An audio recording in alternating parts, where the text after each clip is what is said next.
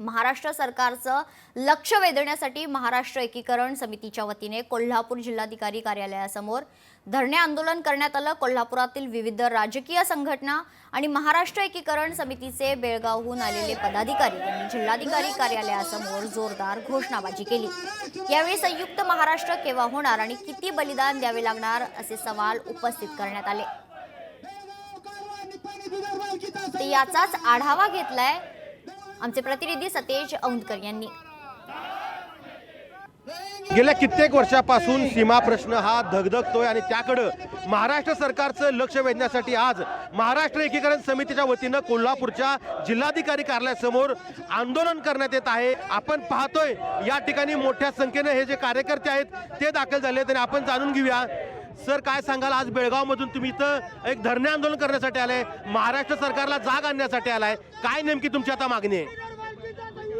गेले अनेक वर्ष सीमा प्रश्न प्रलंबित आहे आणि हा सीमा प्रश्न महाराष्ट्रानं आपला मानून मोठं कार्य करणं अत्यंत आवश्यक आहे। गेल्या काही दिवसामध्ये या सीमा प्रश्नाकडे महाराष्ट्र सरकारचं महाराष्ट्रीय जनतेचंही अक्षम्य दुर्लक्ष झालेलं आहे। त्यांचं लक्ष वेधण्यासाठी आज बेळगावहून आम्ही या ठिकाणी आलेलो आहोत आणि हे सगळे जे पदाधिकारी आहेत ते या ठिकाणी आता दाखल होऊन कुठेतरी बेळगावसह जो बिदर भालकी आणखी निपाणीसह इतर जो भाग आहे जो सीमावासियांना जो महाराष्ट्रात यायचा आहे त्यासाठी कुठेतरी हा लढा आता तीव्र होताना आपल्याला दिसून येतोय।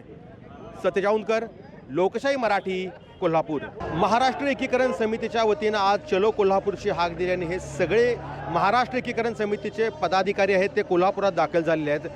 जिल्हाधिकारी कार्यालयासमोर तुम्ही आंदोलन करताय, नेमकी काय तुमची पहिली प्रतिक्रिया आहे? गेली 69 वर्ष बेळगावसह संयुक्त महाराष्ट्र व्हावा यासाठी सीमावासीय म्हणून आम्ही लढा देत आहोत।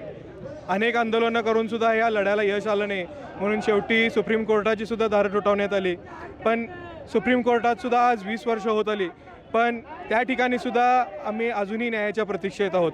हा प्रश्न लवकरात लवकर कसा सुटेल याकडे लक्ष देऊन सीमावासियांना न्याय देण्याचा प्रयत्न या सरकारने करावा। जवळजवळ कर्नाटक सरकारचे केसेस आहेत आणि आम्हाला गव्हर्नमेंटच्या कामामध्ये कुठेही जाता येत नाही, असे गुन्हे दाखल करून आम्हाला दडपलं जातं आहे। कारण आम्ही फक्त मराठी बोलतोय म्हणून एकाच विषयासाठी आमचे कागदपत्र असू दे, आमचं काही व्यवहार असू दे, आम्हाला कळत नाही, कानडीमध्ये असतोय कळत नाही।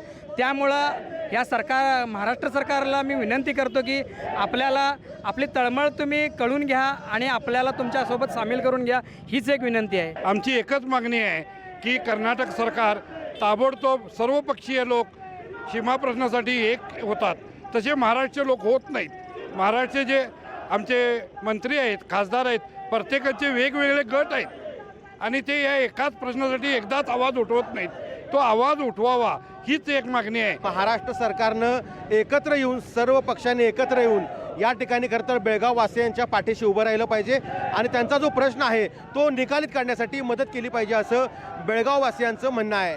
सतेज औंधकर, लोकशाही मराठी, कोल्हापूर। लोकशाही मराठी, ऐका, पहा, जागरूक रहा।